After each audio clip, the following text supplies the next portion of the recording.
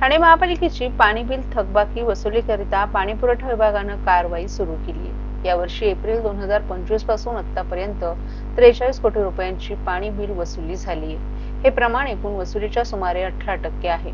थकबाकी वसुलीकरिता सर्व प्रभाग समिती स्तरांवर मोहीम सुरू करण्यात आली असून पाणी बिलाची रक्कम वेळेच्या वेळी भरून महापालिकेस सहकार्य करावं असं आवाहन करण्यात आलं आहे।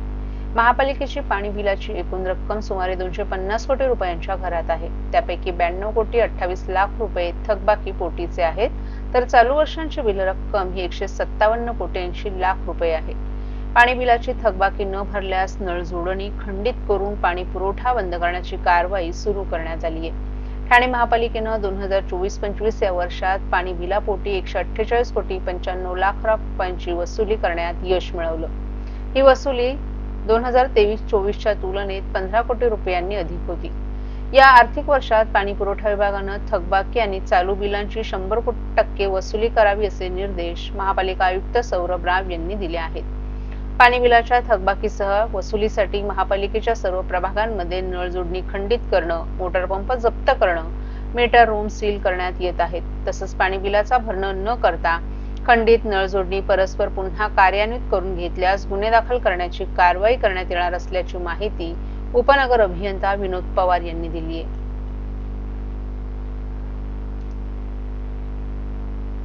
सर्व नागरिकांना आवाहन करण्यात येत आहे की सध्या डासांमार्फत पसरणाऱ्या डेंग्यू या आजाराचा प्रसार रोखण्यासाठी प्रत्येकाने पुढील प्रमाणे कार्यवाही करावी। डेंग्यू आजार एडिस इजिप्ती हा डास चावल्याने होतो। या डासांची पैदास साचलेल्या किंवा साचवलेल्या स्वच्छ पाण्यामध्ये होते।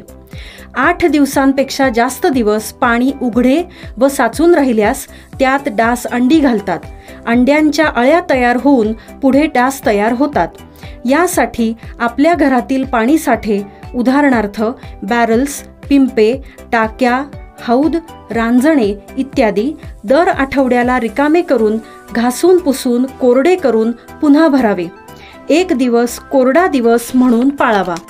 पाणी साठ्यांना घट्ट झाकणे बसवावीत किंवा जुनी साडी, चादर, धोतर यांनी बांधून झाकून ठेवावीत, म्हणजे डास त्यात जाऊन अंडी घालणार नाहीत।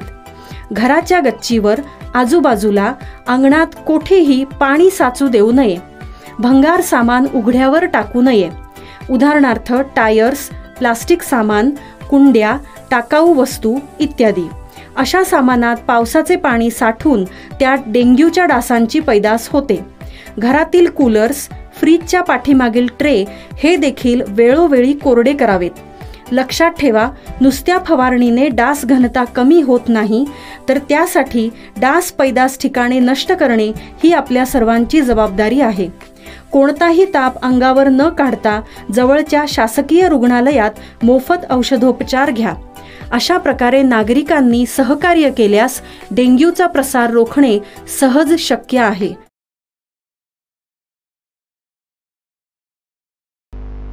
ठाणे महानगरपालिकेच्या नवीन प्रशासकीय भवनाचं काम वेगाने करण्याच्या आयुक्त सौरभ राव यांच्या सूचना। ठाणे शहराचं नागरीकरण झपाट्यानं होत असून वाढती लोकसंख्या लक्षात घेऊन नागरिकांना पुरेशा सेवा सुविधा देता याव्यात यासाठी महापालिकेचे नवीन प्रशासकीय भवन उभारण्याचं काम सुरू करण्यात आलं आहे। ही प्रशासकीय इमारत वर्तकनगर येथील रेमंड कंपनीच्या परिसरात उभारण्यात येणार असून या इमारतीच्या कामाचा आढावा घेण्यासाठी पालिका आयुक्त सौरभ राव यांच्या अध्यक्षतेखाली बैठक पार पडली। या बैठकीत प्राथमिक कामं वेगानं करण्याच्या सूचना देण्यात आल्या।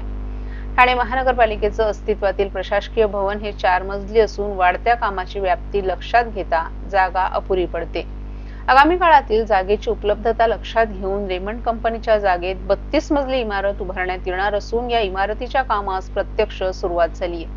या संदर्भात आयुक्तांनी सर्व संबंधित विभागाचा आढावा घेतला। या जागेतील बहुतांश झाडं बाधित होत असून ती नष्ट न करता त्यांचं नवीन जागेत पुनर्रोपण करण्याचं काम सुरू असल्याची माहिती या बैठकीत संबंधित कार्यकारी अभियंत्यांनी दिली आहे। महापालिकेच्या सध्या अस्तित्वात असलेल्या इमारतीतील असलेल्या कार्यालयांची जागा आणि आगामी काळात आवश्यक असलेली जागा विचारात घेऊन त्यानुसार नियोजन करण्यात यावं। तसंच या विभागांमध्ये अधिकारी कर्मचाऱ्यांची बैठक व्यवस्था योग्य प्रकारे होण्यासाठी जागेचं नियोजन करण्यात यावं। महासभेचं सभागृह स्वतंत्ररित्या बांधण्यात येणार असून आगामी 50 वर्षातील नगरसेवकांची संख्या लक्षात घेऊन बैठक व्यवस्था करावी अशा सूचनाही त्यांनी यावेळी दिल्या। उपमुख्यमंत्री एकनाथ शिंदे यांच्या नेतृत्वाखाली गेल्या अनेक वर्षांपासून कारभार सुरू असलेल्या ठाणे महापालिकेला विविध विकास कामांसाठी गेल्या 3 वर्षात कर्ज आणि विशेष अनुदान स्वरूपात सुमारे 3,900 कोटी रुपये प्राप्त झालेत। मात्र इतका निधी मिळूनही ठाणेकरांना सुविधांसाठी संघर्ष करावा लागत असल्यानं हा निधी कुठे गेला असा प्रश्न उपस्थित करत भाजपच्या स्थानिक नेत्यांनी या खर्चाची उच्चस्तरीय चौकशी करण्याची मागणी थेट मुख्यमंत्र्यांकडे केली आहे। यामुळे पालिका निवडणुकीच्या तोंडावर भाजपच्या नेत्यांनी शिंदेंच्या शिवसेनेची कोंडी करण्यास सुरुवात केल्याचं चित्र आहे।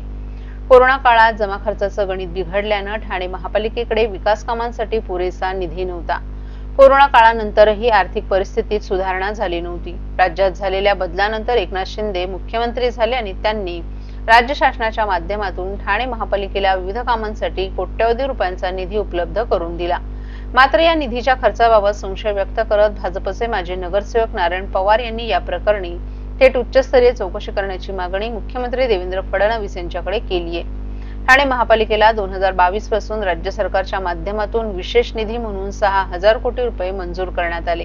त्यापैकी 3,500 कोटी रुपये पालिकेच्या तिजोरीत जमा झाले होते। त्याचबरोबर राज्य सरकारच्या माध्यमातून क्लस्टर प्रकल्पासाठी विशेष अनुदान म्हणून 149 कोटी रुपये आणि केंद्र सरकारच्या माध्यमातून 213 कोटी रुपयांचं बिनव्याजी कर्ज असं साधारण 3,900 कोटी रुपये उपलब्ध झाले। त्याआधी स्मार्ट सिटीच्या माध्यमातूनही केंद्र आणि राज्य सरकारकडून शहरातील विविध प्रकल्पांसाठी निधी देण्यात आला। सुमारे 4,000 कोटी रुपयांच्या खर्चानंतर ठाणे शहरातील रस्ते, पाणी पुरवठा आणि इतर सुविधांबाबत आमूलाग्र परिवर्तनाची अपेक्षा होती। परंतु दुर्दैवानं ठाणे शहरातील बजबजपुरीत वाढ झाली असून वाहतूक कोंडी, तीव्र पाणी टंचाई आणि वाढत्या प्रदूषणाचा ठाणेकरांना सामोरं जावं लागतंय। त्यामुळे 3,900 कोटी रुपयांचा निधी कुठे खर्च झाला हा सामान्य ठाणेकरांना प्रश्न पडलाय। केंद्र आणि राज्य सरकारकडून 3 वर्षात नियमितपणे देण्यात आलेल्या कोट्यवधी रुपयांच्या कामाची नियोजनबद्ध अंमलबजावणी न झाल्यामुळे ठाणेकरांना सुविधा मिळत नाही ही वस्तुस्थिती आहे, असा आरोप नारायण पवार यांनी आपल्या पत्रात केलाय।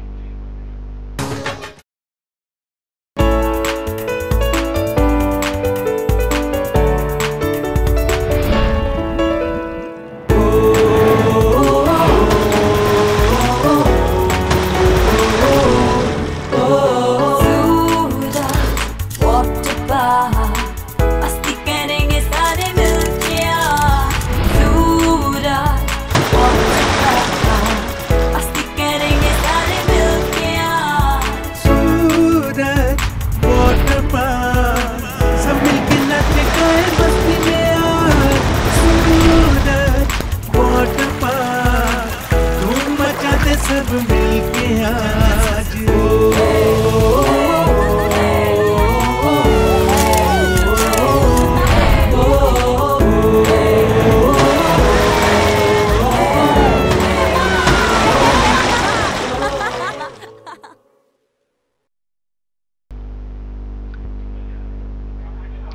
राज्यातील बहुचर्चित जैन बोर्डिंग भूखंड घोटाळ्यासारखाच मोठा घोटाळा ठाणे शहरात झाल्याचा खळबळजनक आरोप माजी गृहनिर्माण मंत्री आणि राष्ट्रवादी काँग्रेस शरद पवार पक्षाचे नेते जितेंद्र आव्हाड यांनी केलाय। ठाण्यातील रतनश्री प्रेमजी चॅरिटेबल ट्रस्टच्या सुमारे 1,500 कोटी रुपये किमतीच्या जमिनीच्या विक्री व्यवहारात राज्य सरकारमधील 2 मंत्री गुंतल्याचा थेट आरोप आव्हाड यांनी पत्रकार परिषदेत केलाय। ठाणे शहराच्या वडवळी आणि ओवळे भागात असलेली ट्रस्टची 65 एकर जमीन कवडीमोल दरात खासगी संस्थेला हस्तांतरित करण्यात आली। 1,500 कोटी रुपये किमतीचा हा भूखंड प्रत्यक्षात केवळ 100 कोटी रुपयांना विकला गेला असून ट्रस्टला त्यापैकी केवळ 2 कोटी रुपयेच मिळाले। ट्रस्टमधील अंतर्गत वाद न्यायालयात गेल्यानं हा व्यवहार उघडकीस आल्याची माहिती आव्हाड यांनी दिली आहे। दरम्यान मुंबई उच्च न्यायालयाने या विक्री व्यवहाराला स्थगिती दिली असून सध्या हे प्रकरण सर्वोच्च न्यायालयात प्रलंबित असल्याचं त्यांनी सांगितलं। भूखंड विक्री व्यवहाराला ठाणे महापालिकेनं वेळीचा आक्षेप घेणं आवश्यक होतं, मात्र उच्च न्यायालयात महापालिकेनं कधीही आपली बाजू मांडली नाही असा गंभीर आरोप आव्हाड यांनी केला। जैन बोर्डिंगचा घोटाळा गाजल्यानंतर ठाणे महापालिकेला जाग आली असून त्यांनी आता सर्वोच्च न्यायालयात आपली बाजू मांडण्याचा निर्णय घेतल्याचंही आव्हाड यांनी सांगितलं।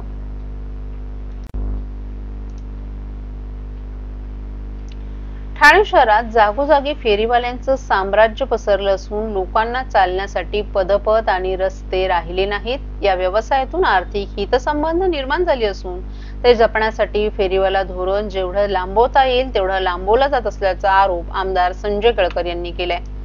आमदार संजय केळकर यांनी काल महापालिका आयुक्त सौरभ राव यांची भेट घेऊन विविध समस्यांवर चर्चा केली. त्यानंतर पत्रकारांशी संवाद साधताना त्यांनी हा आरोप केला. शहरात जागोजागी गॅस शेगड्या ठेवून बेकायदेशीरपणे खाद्यपदार्थ विक्रीचे व्यवसाय केले जात आहेत. त्यामुळे मोठ्या दुर्घटना घडण्याची भीती आहे. रस्त्यावर आणि पदपथांवर फेरीवाल्यांचं बस्तान असून फेरीवाल्यांकडून मध्यस्थांमार्फत लाखोंचे हप्ते गोळा केले जात आहेत. हे आर्थिक हितसंबंध जपण्यासाठी फेरीवाला धोरण लांबवले जात असल्याचा आरोप केळकर यांनी केलाय.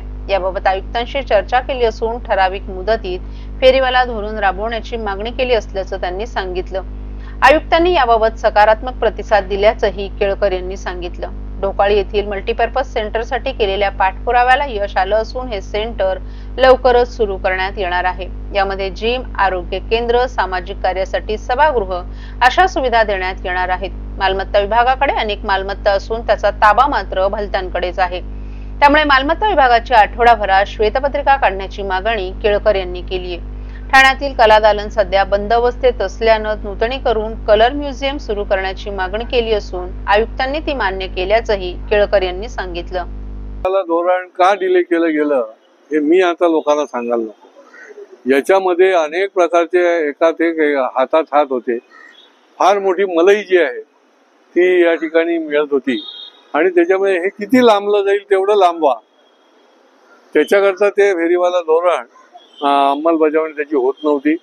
पण त्याची आता त्यांनी स्पष्टपणे या एक ज्याला म्हणता एक वेळ दिलेली आहे की त्या वेळेच्या आतमध्ये हे फेरीवाला धोरणाची आपण पुन्हा ती समिती बनवा, फेरीवाला समिती, आणि त्याचं नक्की त्याचं रजिस्ट्रेशन किती फेरीवाल्यांचं आहे ते पूर्ण करा आणि त्याची निवडणूक घेऊन हे फेरीवाला धोरण राबवा.